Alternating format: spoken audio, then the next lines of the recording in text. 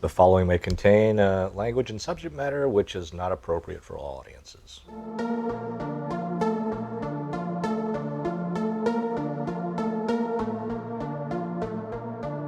Hello, everyone. Thank you for joining us on the Low Fact Podcast.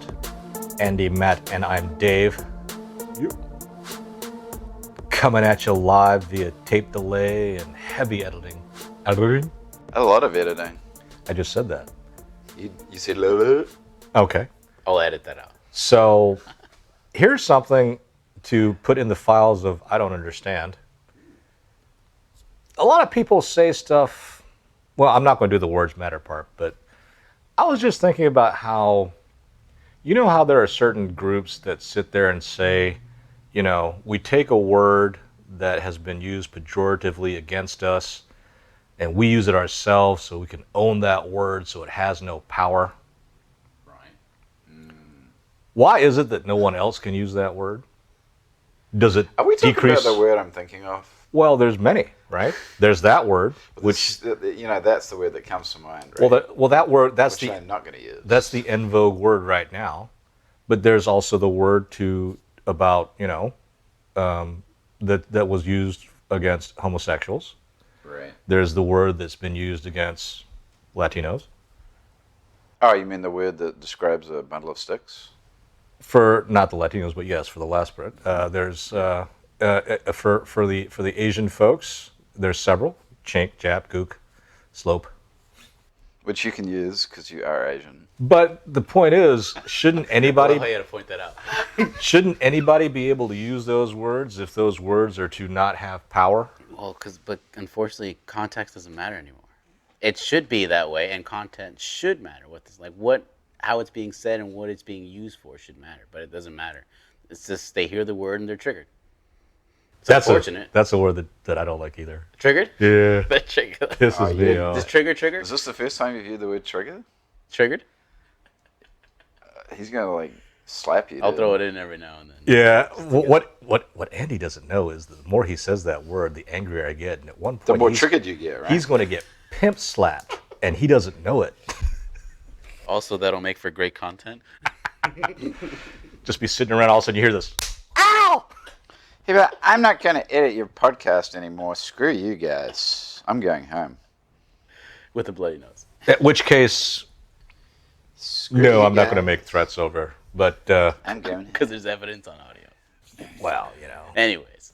But yeah, I mean that to me is just kind of weird because chink, jap, goop, none of that stuff really bugs me. In fact, the one used for the Koreans, which my ancestry is, gook, makes me laugh. It sounds like a slime. Well, like something like I wouldn't think a racial slur. The story behind it is during the Korean War, when the Americans came through to help the South Koreans, there were people lining up the streets and they were yelling "미국, 미국," which means America in Korean. And it just goes to show how stupid soldiers are, and maybe Americans in general. Like, they were saying me. They're calling themselves gooks. That's what we should call them. I'm like, you're stupid ass. Another horrible origin story. I mean, when you And that went on into Vietnam. Jeez. That expression got used about the Vietnamese. because American soldiers are very unoriginal.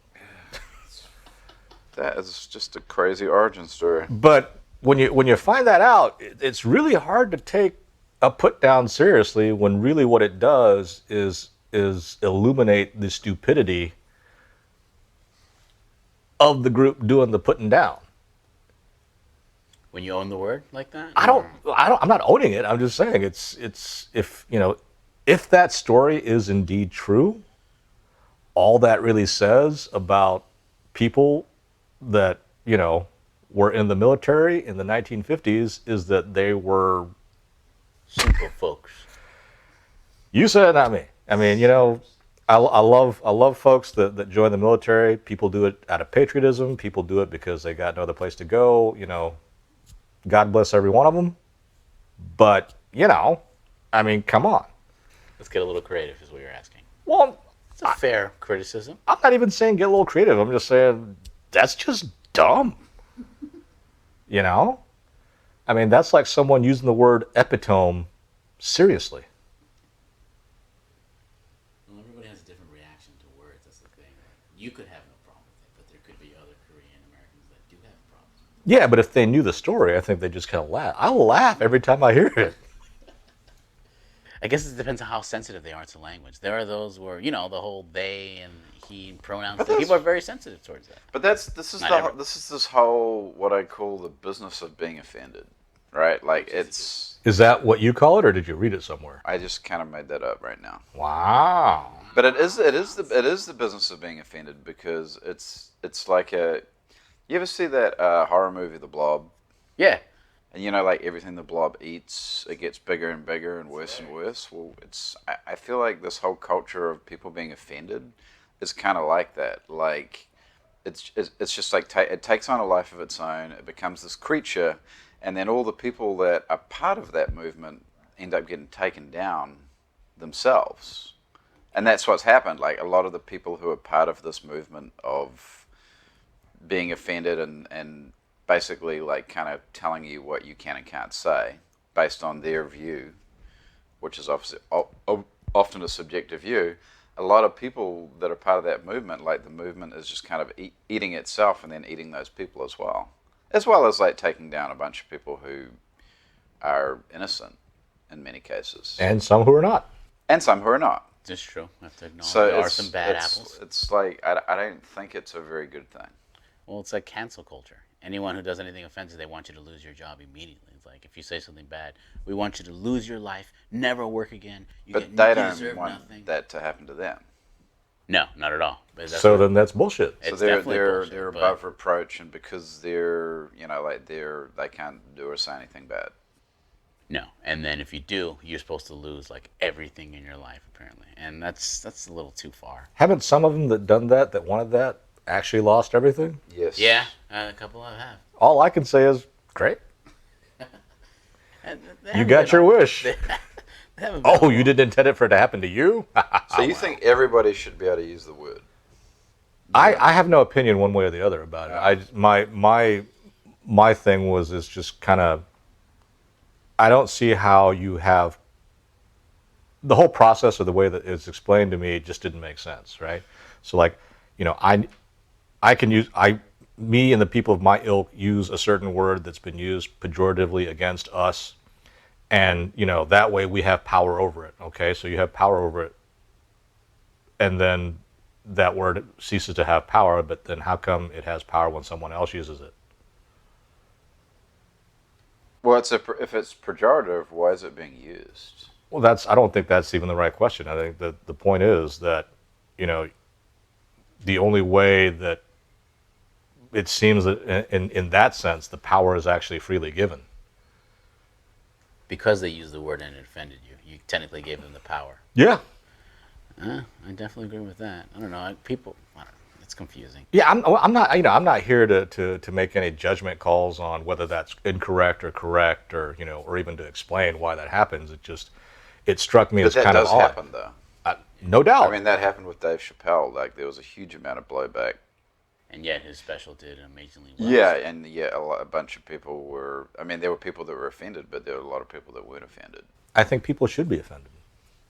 As a comedian, especially, if you gotta offend, if you're not offending anybody, then either you're Ellen or Well, I think in life, that's the whole purpose of living in a community. You have to offend and be offended. I mean, you don't have to be so offensive and offended that you actually, destroy the community. But there's consequences to being offensive too. But there's That's also the whole thing. yeah. there's not only consequences to be offended, but there's also benefits. To being offended. Sure.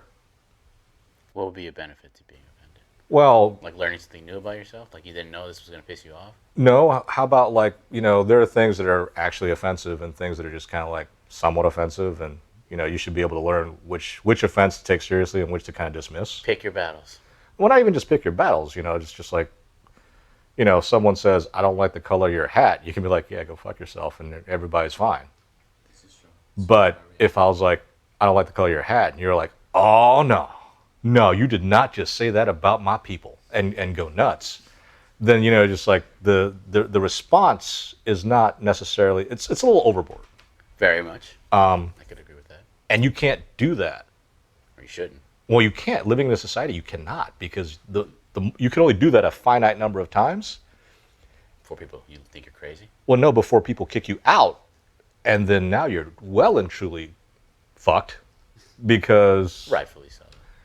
you know the whole point about living in a community or in a society is that we kind of it makes things easier for everybody. Now, if you have to go out and do everything for yourself, well, you might not make it very long. And that's a judgment everybody has to make for themselves, whether it's worth it or not. For some people, I don't want to talk to anybody, but when they go out and they're by themselves, they're like, oh, I don't like this. I'm like, well, you know. But that's my point. I just don't kind of get. I don't get how It is confusing. the explanation doesn't seem to jive. Because it's not consistent. Yeah. The answer is like, all right, so it's only powerful if someone hateful says it? Or how does that Again, work? it's very much like what we were kind of talking about before we started recording today, with the whole elections matter. I don't get it. When President Obama said elections matter, he was the one. Him and his party were the ones that got elected, and they're all like, telling that to the opposing party, like, nah, nah, nah, nah, nah, nah, nah. Well, now the shoe's on the other foot. Do elections all of a sudden not matter? I don't understand. Some might say that the left is extreme about, like, it matters so much that if you don't, you are a traitor to American politics. It could matter too much now, like But- in a bad way. No. But the I think Oh, that's how CNN. it's the hypocrisy. It's the hypocrisy of it, because when Barack Obama said it, I think that is actually the correct usage of the word that hypocrisy. time. Thank Oh, God. yay! I always use that word wrong. Because you have to, like, if you don't want to accept the result of the election, then you have to say, well, this was a corrupt election, or there was some conspiracy involved, or whatever. Which there always is. And then at that point, you're saying, oh well, this election doesn't. I'm not going to accept the result of this election. I didn't like the result, so it's not a real Correct. thing. But when Yeah. you like the result, it matters. I mean, that don't make Okay, now I sense. get your Yeah. point then. So it's yeah, but both parties do that. of course, for their favor, for their benefit, it kind of riles up their side. I don't know why they do it. Well, there's a I mean, maybe it is to rile people up. I don't know. that's another term that sometimes it just seems so simple. It seems so simple that it shouldn't work, and yet it does. Sad face.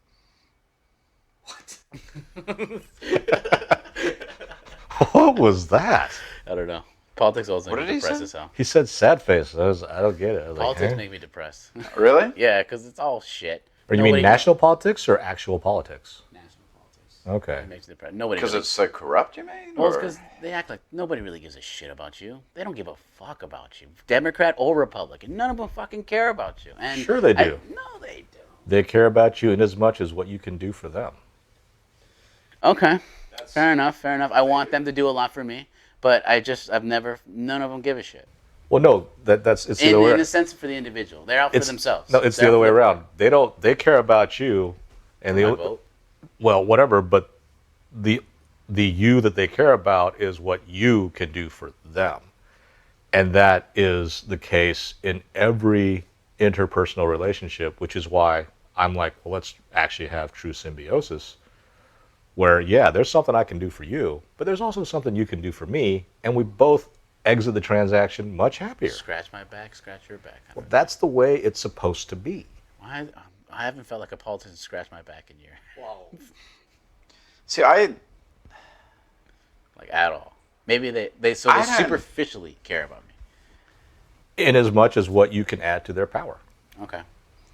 see I don't from feel any better. from my perspective, I like it doesn't matter who the frickin' president is. Like, it's like my life has not fundamentally changed, except that it's things maybe haven't gotten better. I mean, just things. I feel like things just get worse, and it doesn't really. And I'm just like, but does it affect my day-to-day life who the president is? Pretty much no. No. Not really. Like, do I care? No, I just want to freaking make money and get by and have a good life. On that note, which is probably what everybody wants and not everybody is getting, we'll say adieu. Is that how you say it? What? Adieu? Adieu? It's adieu. I thought it was adios. I'm I'm getting thinking schooled on how to speak French by someone who does not speak any French. And I'm speaking Spanish. All right, none of us are on the same page. But it's the same word. Adios. You can find us on Twitter, Instagram at Low Fat Podcast. You can email us. Please email us, lowfatpodcast@gmail.com, or you can just search Low Fat Podcast and find us on Stitcher, iTunes, and YouTube, or wherever else you pick up your feed. Thank you.